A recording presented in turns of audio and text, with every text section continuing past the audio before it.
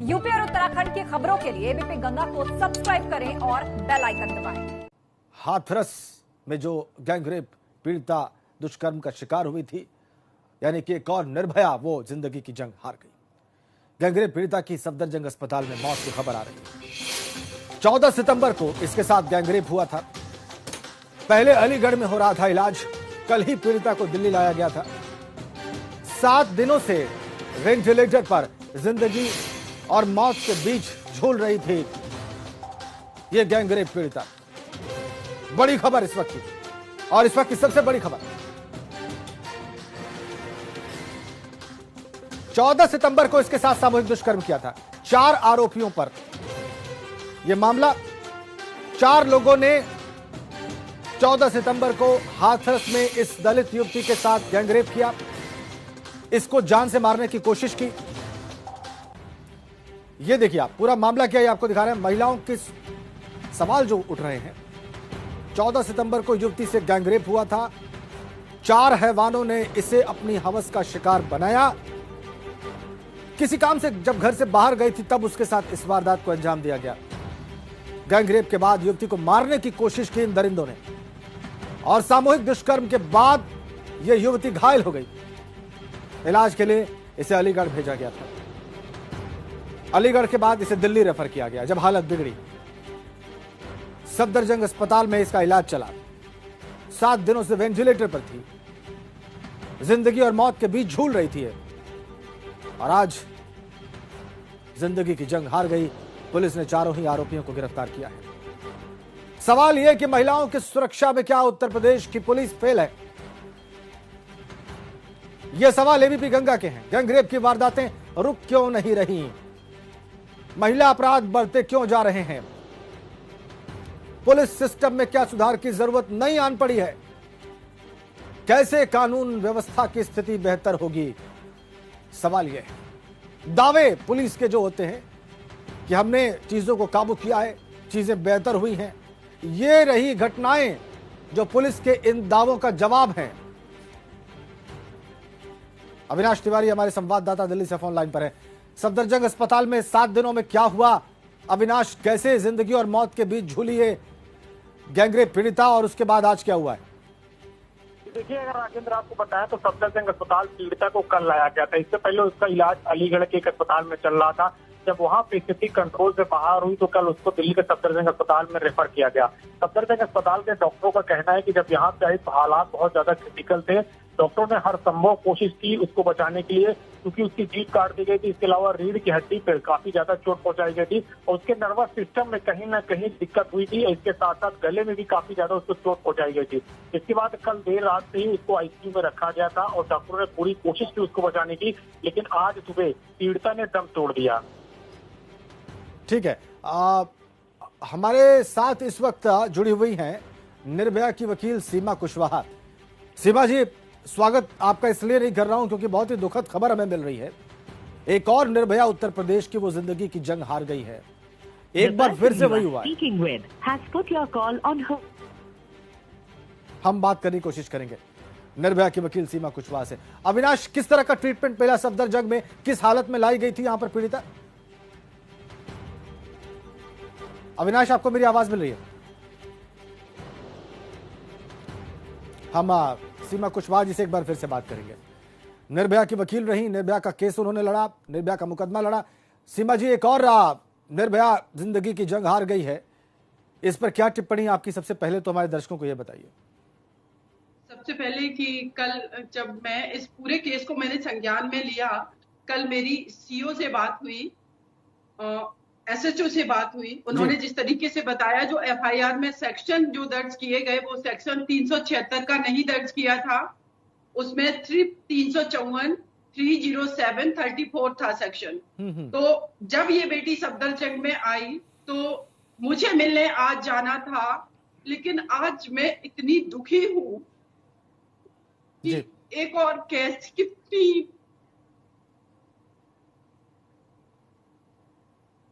समझ सकते हैं, कितनी निर्भयाएं इस देश से जाती रहेंगी और मेरा सिस्टम जो है वो ऐसे ही जाने देगा।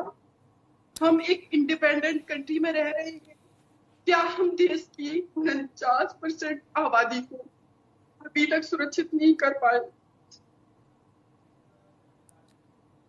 निर्भया के साथ जानवरों जैसा व्यवहार किया गया। एक ये मनीषा, एक बेटी अपने गांव में खेत में जाती है, 4 दरिंदे उसका गला दबा करके उसकी जीभ काट देते हैं, उसके साथ रेप करते हैं। वो बेटी जिंदगी मौत के बीच जंग लड़ रही।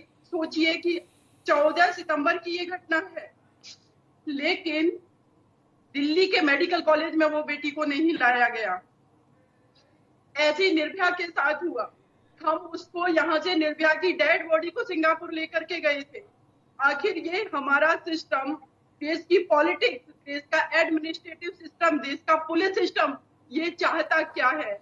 कितनी बेटियां निर्भया बनती रहेंगी? दिशा रेड्डी को जलाया गया। एक बेटी आगरा में 8 साल की बच्ची को रेप करके कुएं में बोरे में भर के फेंक दिया गया। 8 दिन बाद उस सड़ी हुई बच्ची को निकाला गया। हम क्या अपने देश में 49% आबादी को दे रहे हैं? आप लोग, सरकार जितनी भी है, चाहे वो सेंट्रल गवर्नमेंट हो, स्टेट गवर्नमेंट हो या हमारा जुडिशियल सिस्टम हो, निर्भया केस में 7.25 साल लगा उसको जस्टिस दिलाने के लिए, जिसमें उसके परिवार पूरी तरीके से टूट गया। और ऐसी कितनी निर्भयाएं हैं जो आदिवासी इलाकों में, रूरल एरियाज में ऐसे ही अपनी दम तोड़ रही हैं। लेकिन ना तो अभी तक हमारे देश के अंदर नेशनल लेवल पे कोई ऐसा कार्यक्रम चलाया गया जिससे कि बेटियों को सुरक्षित किया जाए, ना तो ऐसे अवेयरनेस कार्यक्रम चलाए गए। और जितने भी इस देश के कानून हैं, मैं आज एडवोकेट होने के बावजूद भी मैं कहती हूँ, सब ढकोसले हैं।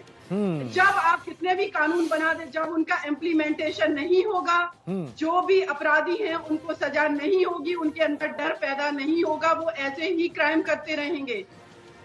आप सोचिए कि 2018 में पोक्सो एक्ट में चेंज किया गया कि 6 महीने के अंदर वो केस डिसाइड होगा, 2 महीने में चार्जशीट फाइल होगी। एक साल, 2 साल में चार्जशीट फाइल नहीं होती है। सर आप बताइए कैसे उस बेटी को 5 साल 10 साल में भी जस्टिस मिलेगा? तो जैसे ही कोई क्राइम होता है, डिबेट होते हैं, डिस्कशन होते हैं, प्रोटेस्ट होता है, सब कुछ होता है, सिर्फ समाधान नहीं होता है, सिर्फ कानून का इम्प्लीमेंटेशन नहीं होता है। आज क्या कारण है कि हमारे देश में बहुत सारे ऐसे कानून बने, चाहे वो शिक्षा व्यवस्था की बात हो, दलित कानून हो, या बहुत सारे अवेयरनेस चला, स्ट्रिक्ट कानून बने, लेकिन महिलाओं के लिए क्या कोई स्ट्रिक्ट कानून बनाया गया?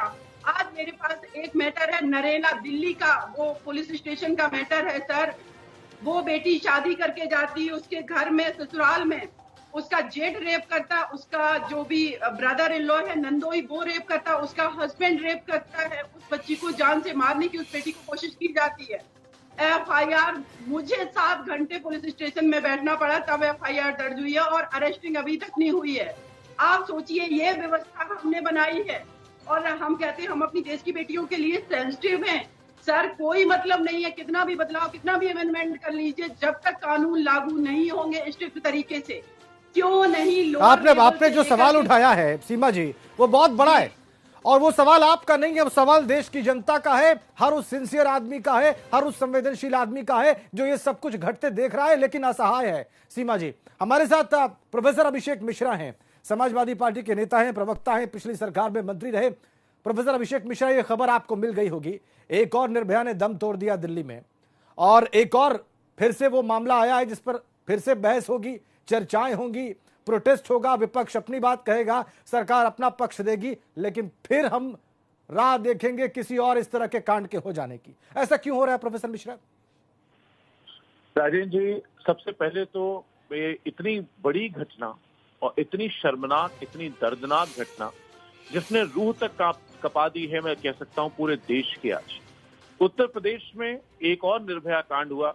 ये पूरी तरीके से कानून व्यवस्था का कोलैप्स है। अभी जो बात कह रही थी सीमा जी, मैं पूरी तरह सहमत हूं उनसे। बहुत दर्दनाक घटना है, हम लोगों को स्ट्रक्चरल तरीके से इसको टैकल करना पड़ेगा। विमेन सेफ्टी को एक बड़ी प्रायोरिटी बना करके बड़े एक्शन की जरूरत है। कानून, वो कह रही थी वकील हैं, मेरी वकालत की पढ़ाई नहीं है, लेकिन मैं कह सकता हूं कानून आज जो हैं उनको भी कम से कम हम शुरुआत करें अच्छे से इंप्लीमेंट करने की, और जो नए जरूरी हैं उनको बनाएं। और इस तरीके से एक और बहुत गंभीर बात कहना चाहूंगा मुझे लगता है जो प्रशासन का बहुत बड़ा फेल्योर रहा, उत्तर प्रदेश सरकार का जो फेल्योर है, जिस बच्ची को इतने दिन हम उत्तर प्रदेश में रख करके एक रात पहले हमने सफदरजंग भेजा जहां उसकी डेथ हो गई, अगर वही उस बच्ची को 14 तारीख की घटना है, आज 14 दिन हो गए, 2 हफ्ते, अगर हम सीधे रेफर करना था, हमारे डॉक्टर्स नहीं हैंडल कर पा रहे थे, तो हम उसको लखनऊ भेज देते या हम सफदरजंग रेफर कर देते या all India institute of medical sciences refer कर देते, तो शायद आज उस बच्ची की जान बच गई होती। या सिंगापुर भेजने की बात जो चल रही थी, अगर वहां हमने भेज दिया होता, तो हमें इसके लिए सरकारें अगर सेंसिटिव हैं, और मैं आपको विश्वास दिलाता हूं समाजवादी सरकार बनेगी तो इसमें हम काम करेंगे कि उसके लिए कोई कॉर्पस फंड क्रिएट होना चाहिए जो कि ऐसे इश्यूज में मेडिकल इंटरवेंशन नहीं है। प्रोफेसर मिश्रा है, आप देखिए निर्भया फंड बनाया गया था, बाकायदा बजट में एलोकेशन, बाकायदा बजट में प्रोविजन डाल के बनाया गया, लेकिन जमीन पर जो हालात है प्रोफेसर मिश्रा, बड़ा सवाल ये है, और सीमा जी उठा रही हैं और मुझे लगता है सब उठा रहे हैं कि वो बदल क्यों नहीं रहे हैं। प्रोफेसर मिश्रा, मैं आपकी बात सुनूंगा, हमारे साथ सुरेंद्र राजपूत भी जुड़ गए हैं, कांग्रेस नेता है, उनकी बात भी सुन लेते हैं। सुरेंद्र जी, एक गैंगरेप हुआ हाथरस में और उस पीड़िता ने आज दम तोड़ दिया है, सवाल ये है कि ये सब कब रुकेगा, कब तक होता रहेगा? जब तक शासन और सत्ता का संरक्षण अपराधियों को मिलता रहेगा ना राजेंद्र भाई, चाहे सत्ता किसी की हो, तब तक ये सब नहीं रुकेगा। और भारतीय जनता पार्टी में जिस तरीके की हरकतें हो रही हैं, भारतीय जनता पार्टी में जो अपराधी शामिल हो जाए वो कमल छाप साबुन से बिल्कुल धुल करके संत महंत हो जाता है। आप इस चीज को समझिए कि ये अगर इस समय कानून सम्मत, विधि सम्मत कार्रवाइयां पहले ही बलात्कार के आरोपियों के ऊपर हो गई होती तो इस तरीके की घटनाएं कभी नहीं घट सकती थी, क्योंकि सत्ता का इकबाल होता। इस समय भारतीय जनता पार्टी के शासन का, सत्ता का इकबाल खत्म हो चुका है, अपराधियों के हौसले बुलंद है, अपराधी कोई भी अपराध करने से घबरा नहीं रहे हैं, चाहे वो धर्म के नाम पर, जाति के नाम पर, जाति श्रेष्ठता के नाम पर, वो भारतीय जनता पार्टी के कार्यकर्ता के रूप में घोषित हो जाते हैं और अपराध करने का उनको लाइसेंस मिल जाता है। जी, लेकिन सुरेंद्र राजपूत जी, इसको हर बार राजनीतिक दलों से या राजनीति से जोड़ के देखना कितना उचित रहेगा? यही सब करते करते तो रुक नहीं रहा है। फिर से मैं राजेंद्र भाई, मैं राजनीति से लेकर आज की डेट में अगर समस्याओं का समाधान राजनीति है तो समस्याओं का जनन भी राजनीति ही कर रही है। अच्छा, आप इस चीज को देखिए ना, समस्याओं की जननी कौन है? आज अगर संविधान सम्मत कार्रवाई अपराधियों के ऊपर हो तो अपराधियों के हौसले पस्त होंगे या अपराधियों के हौसले बढ़ेंगे? आप बताइए मुझे। नहीं, बात ठीक है। एक नहीं, 1000 का मैं आपको बताऊं, अब मैं आपको उदाहरण दे रहा हूं, छोड़िए एक चीज को, आप तो चूंकि आपसे बात हो सकती है और एंकरों से तो बात नहीं हो पाती। अब मुझे बताइए, चिन्मयानंद वाले मामले का अगर लॉजिकल एंड होता तो अपराधी डरते या नहीं डरते? नहीं, ठीक बात है, लेकिन सवाल की कुलदीप सेंगर वाले मामले का अगर लॉजिकल कंक्लूजन होता तो अपराधी डरते या नहीं डरते? ये मैसेज तो जाना चाहिए, इसमें कोई दो राय नहीं है कि इस तरह का मैसेज तो जाना चाहिए। बिल्कुल ठीक बात है, ये मैसेज तो जाना चाहिए, लेकिन मुसलसल सुरेंद्र भाई हम नहीं ऐसा कर पाए। ममता शर्मा जी हमारे साथ जुड़ गई, जरा उनका भी पक्ष सुन लीजिए आप, महिला आयोग की पूर्व अध्यक्ष। ममता जी, इस मामले पर आपकी टिप्पणी क्या है? एक और निर्भया केस क्यों उत्तर प्रदेश में घटा है? देखिए, बहुत ही दुर्भाग्यपूर्ण है और मैं तो इसमें ये कहूंगी कि निर्भया को न्याय मिलने में क्योंकि 8 साल लग गए तो ये लोगों के हौसले बुलंद हो गए, और इनके हौसले बुलंद ना हो उसके लिए सरकार को जल्द से जल्द कार्रवाई करनी चाहिए। जब मैं आयोग में थी तो हमने फास्ट ट्रैक कोर्ट की सिफारिश की थी और फास्ट ट्रैक कोर्ट बने भी थे, लेकिन मुझे ऐसा लग रहा है कि ये कोर्ट निष्क्रिय हैं। अब ये दलित महिला जिसकी मृत्यु हो गई, हम बड़े आसानी से कह देते हैं कि इसको मुआवजा मिलना चाहिए, इसको कंपनसेशन मिलना चाहिए। क्या एक जिंदगी की कीमत कंपनसेशन है? कतई नहीं। सबसे बड़ी बात तो ये है कि जो अपराधी हैं उनको कड़ी से कड़ी सजा दी जाए और जल्द से जल्द दी जाए। और अगर अभी तक सरकार ने इनको गिरफ्तार नहीं किया है, नहीं गिरफ्तार हो गए, मैं आपको अपडेट कर दूं, चारों आरोपी जो है वो अरेस्ट हैं। जी हाँ, तो अरेस्ट हैं तो इनके खिलाफ तुरंत कार्रवाई करनी चाहिए। और मैं तो ये कहूंगी कि नेशनल कमीशन को चाहिए कि ऐसे केसेस में सुमोटो कॉग्निजेंस लें और अपनी टीमें भेजें ताकि इस तरह की पीड़िताओं को न्याय मिल सके। ममता जी, आपसे बात हो रही है, इसी बीच में हमारे साथ विमला बाथम जी भी जुड़ गई हैं, वो वर्तमान अध्यक्ष हैं उत्तर प्रदेश महिला आयोग की। विमला जी, कहाँ चूक हो रही है? बार बार क्यों इस तरह की बातें हो रही हैं? देखिए, आज एक और घटना घट गई और बहुत विभत्स, बहुत दर्दनाक है ये सब कुछ। बहुत दर्दनाक, ये वास्तव में ये बड़ी दर्दनाक घटना, और इसके लिए कोई शब्द नहीं है इसकी निंदा करने के लिए। इतना ज्यादा तकलीफ है दिल को कि लड़की के साथ जो हुआ बहुत ही अमानवीय बिल्कुल कृत्य था, और जिन्होंने किया दरिंदों खैर पकड़े गए हैं, वो उन्हें फांसी की सजा हो ऐसा हम सब लोग कोशिश करेंगे जिन्होंने सब किया है। लेकिन वास्तव में ये रुकने चाहिए, तुरंत रुकने चाहिए। इतने ज्यादा अमानवीय तरीके से लड़की के साथ जो कुछ हुआ है वो बहुत अवर्णनीय है। नहीं, इसके लिए कहाँ दोष कहाँ है? पॉलिसी बनाने में, कानून बनाने में, कानून के इम्प्लीमेंटेशन में, पुलिस के एक्शन में, समाज में कहाँ दोष है? नहीं, इसमें दोष अगर कहीं है, कानून को जल्दी इम्प्लीमेंट नहीं किया जाता है। कानून बहुत बने हैं, कानून सक्षम कानून भी हैं, कानून है, लेकिन वो उनको जल्दी अमल किया जाए। जैसे अब घटना घटी है तो लड़की को अगर तुरंत न्याय दिलाने वाली बात है तो जो लड़के जो पकड़े गए हैं उनको तुरंत उन्हें 6 महीने के अंदर अंदर उनको फांसी दे दी जाए, तो मुझे लगता है कि दूसरे जो ऐसे जुर्म करने वाले लोग हैं, जो ऐसी विकृत मानसिकता के लोग हैं, उनको भय होगा। ऐसे तो यही चलता रहता, सालों मुकदमा, सालों वो जीते रहते, सालों वो मजे करते रहते।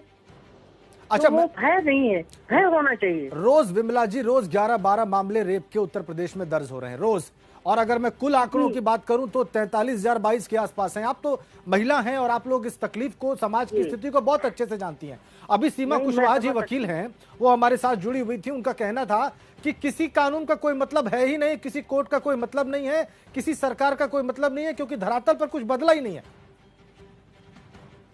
नहीं, देखिए, योगी जी कर तो बहुत कुछ रहे हैं, कोशिश तो कर रहे हैं, लेकिन अभी कुछ रिजल्ट इतने नहीं आ रहे अच्छे।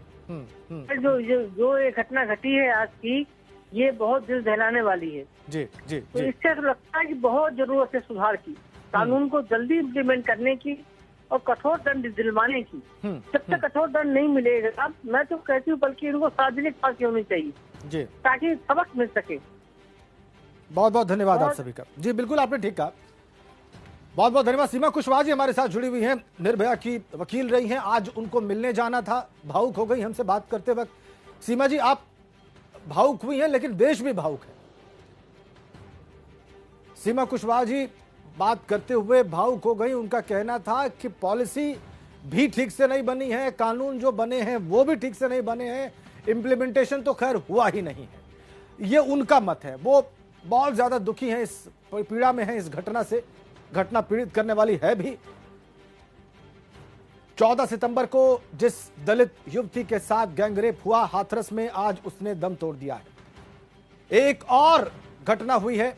अभी हमने पॉलिटिकल रिप्रेजेंटेटिव से बात की। समाजवादी पार्टी के नेता प्रोफेसर अभिषेक मिश्रा हमारे साथ थे, कांग्रेस लीडर सुरेंद्र राजपूत हमारे साथ थे। इन सब ने सरकार को घेरा। इनका यह कहना है कि सरकार ने अगर महिला अपराधों पर कड़ाई बरती होती, अपने दल के लोगों के साथ, आरोपियों के साथ सख्ती दिखाई होती, तो मजबूत संदेश गया होता और स्थितियां दूसरी होती, लेकिन ऐसा नहीं हुआ। ये तो खैर पॉलिटिकल बात, लेकिन अभी जो दूसरे पक्ष सामने आ रहे हैं, महिला आयोग की उत्तर प्रदेश की वर्तमान अध्यक्ष ये मानती हैं कि कानून का इंप्लीमेंटेशन ठीक से नहीं हो रहा है। कानून ठीक है, कानून पर्याप्त है, कानून कड़े हैं, लेकिन उसका इंप्लीमेंटेशन ठीक से नहीं हुआ है। नतीजा ये आपकी स्क्रीन पर जो खबर इस वक्त की, बहुत भयावह, परेशान करने वाली, दुखी करने वाली। 4 हैवानों ने गैंगरेप का शिकार बनाया। हाथरस में 14 सितंबर को एक दलित युवती को, जब वो खेत में गई थी, उसके साथ सामूहिक दुष्कर्म किया गया। उसको जान से मारने की कोशिश की गई। वो बड़ी बुरी स्थिति में हॉस्पिटल में एडमिट हुई अलीगढ़ में। वहां पर उसकी हालत बिगड़ी तो उसको दिल्ली रेफर किया गया। 7 दिन तक सफदरजंग अस्पताल दिल्ली में वो जिंदगी और मौत के बीच झूलती रही, और आज वो जिंदगी की जंग हार गई। ये बड़ी खबर इस वक्त की। एक के बाद एक प्रतिक्रियाएं हमें मिल रही हैं इस बड़ी खबर पर। प्रियंका गांधी वाड्रा, कांग्रेस महासचिव और उत्तर प्रदेश की प्रभारी, उन्होंने ट्वीट कर दिया है, हाथरस, शाहजहांपुर और गोरखपुर में रेप की घटना। प्रियंका गांधी वाड्रा ने ट्वीट किया है, यूपी में कानून व्यवस्था हद से ज्यादा बिगड़ गई है, अपराधी खुलेआम अपराध कर रहे हैं। यह रहा ट्वीट का कंटेंट उनका। हाथरस में हैवानियत झेलने वाली दलित बच्ची ने सफदरजंग अस्पताल में दम तोड़ दिया। 2 हफ्ते तक वो अस्पतालों में जिंदगी और मौत से जूझती रही। हाथरस, शाहजहांपुर, गोरखपुर में एक के बाद एक रेप की घटनाओं ने राज्य को हिला दिया है। ये ट्वीट प्रियंका गांधी वाड्रा का। कांग्रेस महासचिव उत्तर प्रदेश की प्रभारी लिखती है, यूपी में कानून व्यवस्था हद से ज्यादा बिगड़ चुकी है। उत्तर प्रदेश महिला आयोग की अध्यक्ष भी इस बात को मानती हैं।